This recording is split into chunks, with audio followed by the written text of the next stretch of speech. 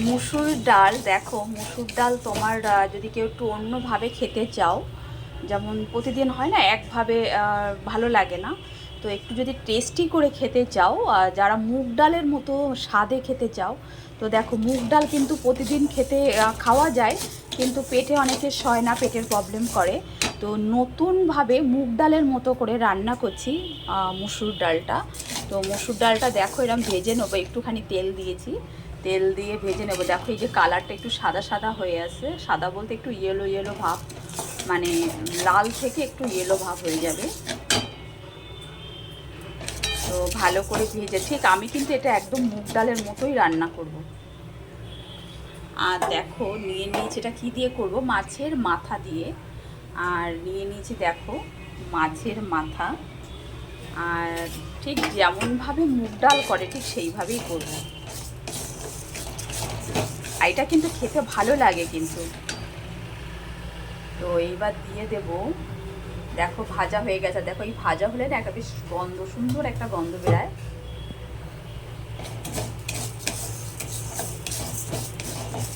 তো তোমরাও এইভাবে করবে, দেখবে করে খেয়ে আমাকে কিন্তু জানাবে। দিয়ে দিলাম জল,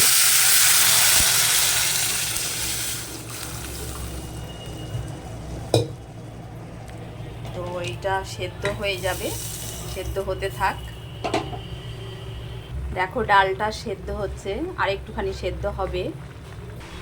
তো দেখো ডালটা না পুরো গলবে না, একটুখানি দানা দানা থাকবে, আর একটুখানি ডালে কাটা দিয়ে দেবো। দেখো মুগ ডালে আদা, জিরে আর একটু লঙ্কা পেস্ট করে নেব। দেখো ডালটা একদম পুরো গলবে না, দেখেছো, ঠিক এরম থাকবে। এবার দিয়ে দেবো জল, গরম করেছি, গরম জল দুটা দিয়ে দেবো,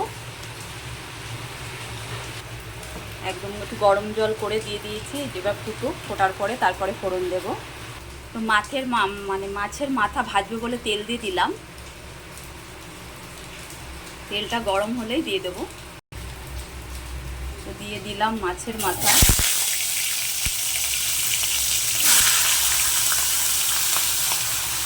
ভাজা হতে থাক। দেখো মাথাটা ভাজা হয়ে এসছে, আর এরকম ভাজা হয়ে গেলে পরে একটু ভেঙে ভেঙে দেবো। অ্যাকচুয়ালি কি আমাদের বাড়িতে না মাছের মাথা কেউ ঝোলের মতো খেতে চায় না, ঠিক আছে। আর যখন মাথা বেশি হয় তখন আমি কি করি, হয় মুগ ডালে আর না হলে মুসুরের ডাল, এইভাবে ভেজে এইভাবে করে ফেলি, আর তখন সব মাছের মাথা কিন্তু সব উঠে যায়। তো দেখো এরকম ভেঙে দেবো। এবার হয়ে গেছে ভাজা, এবার এটা তুলে দিয়ে আমি এর মধ্যেই ফোড়নটা দিয়ে দেবো। না তুললে হবে, এটা সাইডে রেখে দিই, এর মধ্যে ফোড়নটা দিয়ে দেবো এবার। তো দেখো দেবো একটুখানি জিরে ফোড়ন আগে, তারপর দেবো তেজপাতা, দিয়ে দিলাম শুকনো লঙ্কা, দেখো শুকনো লঙ্কাগুলো একটু লাল লাল এবার সাথে কালো কালো হয়ে উঠলো। এইবার দিয়ে দেবো এর মধ্যে আদা জিরে বাটা,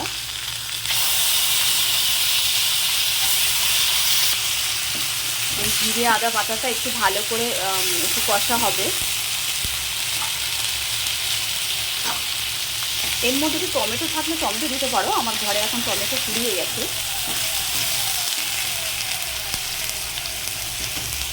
মশলাটা ভালো করে কষানো হয়ে গেছে, এবার মাথাগুলোকে পুরো ভেঙে দিয়েছি, এবার এর মধ্যে ডালটা ঢেলে দেবো।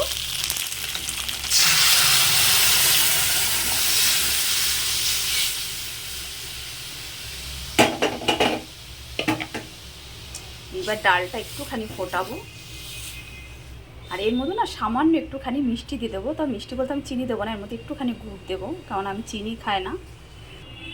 দেখো আমি গুড় এনে রেখে দিই।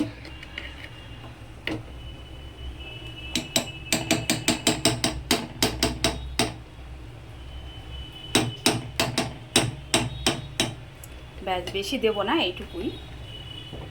এরম ডালের সাথে যা গন্ধ, সুন্দর একটা সেন্ট বেরিয়েছে, আর একটু গন্ধরাজ লেবু হবে, তো আর কিছু লাগে না। তো দেখো ডালটা একটুখানি ফুটলেই হয়ে যাবে, আর কেমন তোমরা করে খেয়ে বলবে যে কেমন লাগলো। ঠিক আছে, বাই, ভালো থেকো।